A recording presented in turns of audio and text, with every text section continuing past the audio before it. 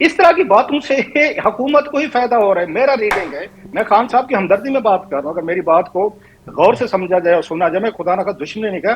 सियासत में आपको बेर रास्ते तलाश करने करने पड़ते हैं, चढ़ते हैं, गिव एंड बिल्कुल। टेक करना पड़ता है। जरदारी एब्सोल्युटली। साहब अच्छा, ये दूसरी दफा सदर बन गए, नवाज शरीफ साहब तीसरी दफा बन गए, शहबाज शरीफ आप भी बन सकते हैं, लेकिन इतनी रिजिडिटी के साथ और आपको बांस पे चढ़ा दिया जाए। और पूरी आज आप ट्विटर पे देखें, राना सनाउल्लाह साहब को कोर्ट हो रहा है, वो भी हमारा शेर डट गया, राना सनाउल्लाह ने कह दिया। और राना साहब आपके शेर में को 3 साल मजीद जेल में रखना चाहते हैं, तीन नहीं, और ज्यादा उनकी मर्जी से ज्यादा हैं, हम रखना तो चाहते निकालना हैं। चाहते हैं आपको उनकी बैठ को। प्लानिंग बहुत लंबी है, वो बहुत लंबा ये रखना आपका चाहते हैं, ख्वाहिशात बहुत जनाब ज्यादा अली। है। इख्तियार वली साहब देखें, सर बाकी बातें छोड़ दें, ये रिहाई फोर्स अब बनने लगी है और रिहाई फोर्स खान साहब को रिहाई तक काम जारी रखेगी, फिर खान साहब बाहर निकल के उसे डिसॉल्व कर देंगे।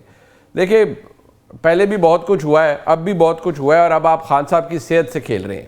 और अभी भी मैं जुबैर साहब का भी मौक़िफ़ सुनता रहा हूँ, उनका भी है कि भाई आप इस मामले को डिफ्यूज़ कर सकते थे अगर आप खान साहब के ज़ाती मुआलिज जो थे उनको एक्सेस दे देते, आप उनकी फैमिली यानी हमशीराओं में से किसी एक हमशीरा को मिलवा देते। आपने ये नहीं किया और वो इशू अभी तक अलाइव है, ऊपर से रिहाई फोर्स बन गई है। अब आप क्या करेंगे? ये आपके सवाल में जो है मुनीब साहब, इसके दो पहलू हैं, एक है दर्शन कराने का और एक है इलाज कराने का। अब इसमें जो ज़रूरी चीज़ है वो इलाज कराने का है। इलाज कराने में हुकूमत ने कोई सुस्ती नहीं की है, अपनी जो रिस्पॉन्सिबिलिटी है वो पूरी ईमानदारी के साथ वो पूरी की है। इवन के शायद खान साहब अगर बाहर होते तो वो इतना केयर अपना खुद ना करते जितने हुकूमत ने की है, जितनी स्टेट ने अपनी रिस्पॉन्सिबिलिटी दिखाई है, बेहतरीन डॉक्टरों को दिखाया है, अस्पताल लेकर गए हैं। फिर ये जो डॉक्टर हैं कुरैशी साहब, वो इनकी फरमाइश पर डाले गए हैं, और जहाँ तक इनकी ज़ाती वो है राय है, तो वो भी खान साहब ने जो अपने वकील को बताया, तो अपनी लिविंग स्टैंडर्ड से मुतमईन है, अपने इलाज से मुतमईन है, अपना फॉर्म खुद फिलअप किया है, साइन उन्हें खुद किया है।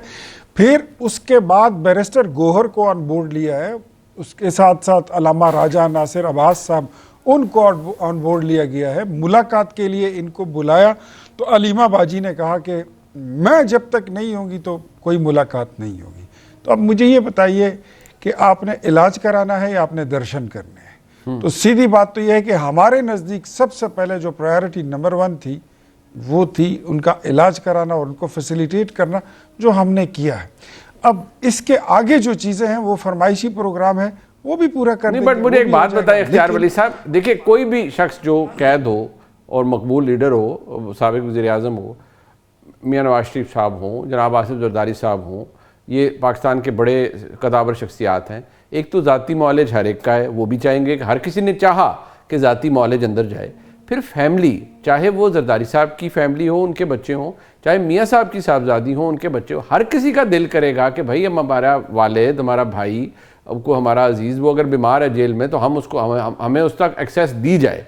तो खान साहब के मामले में आप ज़रा इतनी दिल खुला क्यों नहीं करते? मतलब डर किस बात का है? यार दिल तो हमने बड़ा खुला किया था मुनीब साहब। 2024 के इलेक्शन के बाद आप याद करें तो खान साहब की जितनी मुलाकातें हमने कराई हैं, शायद उन्होंने जिंदगी में अपने अजीजों को इतना नहीं देखा था जितना हमने जेल में उनको मिलवाया था।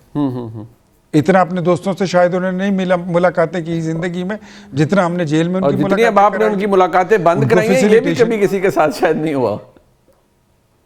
तो सर फिर देख लीजिए कि उन मुलाकातों का फिर शाखसाना क्या हुआ, फिर 24 नवंबर को क्या हुआ, 26 नवंबर को क्या हुआ, कैसे पुलिस वालों को मारा गया, कैसे फिर यहाँ पर दंगा मुश्ती की गई, फिर कैसे फायरिंग की गई, किस तरह law and order situation create की गई, और फिर इन्होंने एक क्योस फैलाने के लिए पूरे मुल्क में फसाद फैलाने के मंसूबे बनाए।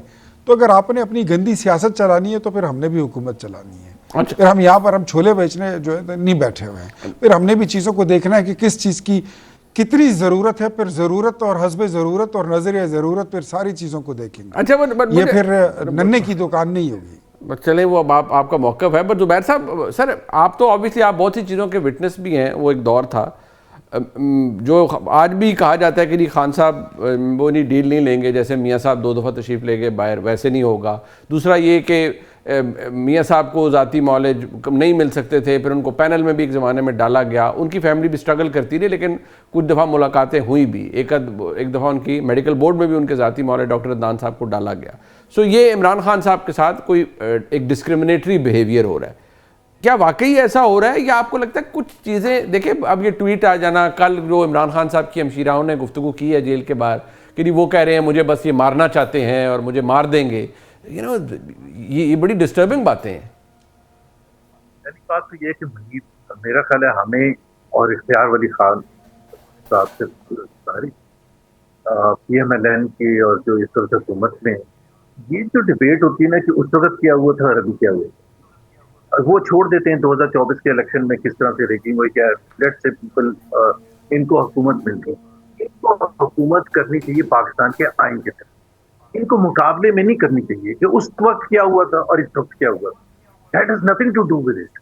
अगर उस वक्त गलत हुआ था तो हम जद्दोजहद सब मिलकर कर रहे थे ना उसके खिलाफ, हम उसको गलत को गलत कह रहे थे। तो ये जो पाकिस्तान का एक आइन है, उस आइन के तहत आपको जो मरियम नवाज ने अभी एक रीसेंट स्टेटमेंट दिया है कि जब तक जीरो नहीं हो जाएगा कि जो जुल्म उन्होंने किया था इमरान खान ने वो बराबर नहीं हो जाएगा, फिर हम चलेंगे आगे और अपना हिसाब किताब देना शुरू करेंगे। This is dangerous.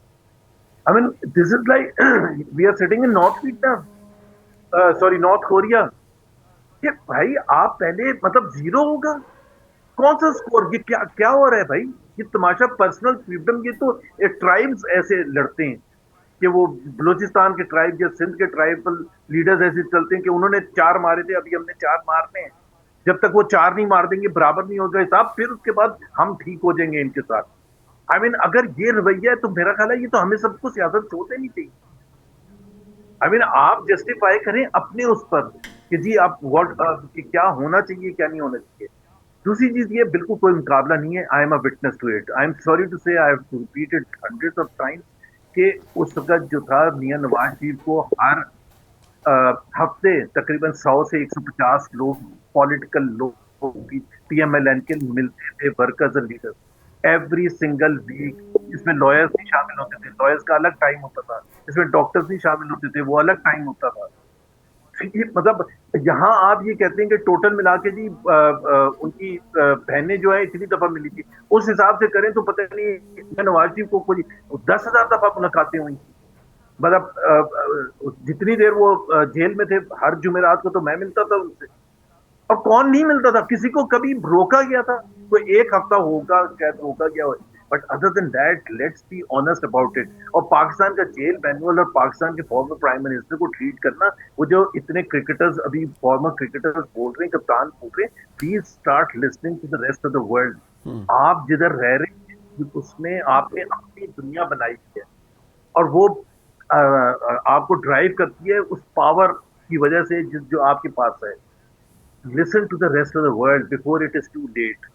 बस करते हैं, लोगों की फेंटी लगाते हैं आप, फिर कहते हैं कि वो जद्दोजहद थे। यहाँ MNA जो एक्स MNA थे फहीम, आप सिर्फ एक एग्जांपल मैं दे रहा हूँ, आप उनकी वो प्रेस क्लब में बैठ के वो कमीज उतार के ये बता रहे हैं पूरी दुनिया को कि इस तरह से तशद्दुद किया। क्या किया सिंध हुकूमत ने उसके बाद? जवाब दिया, ये कहा है कि ये नहीं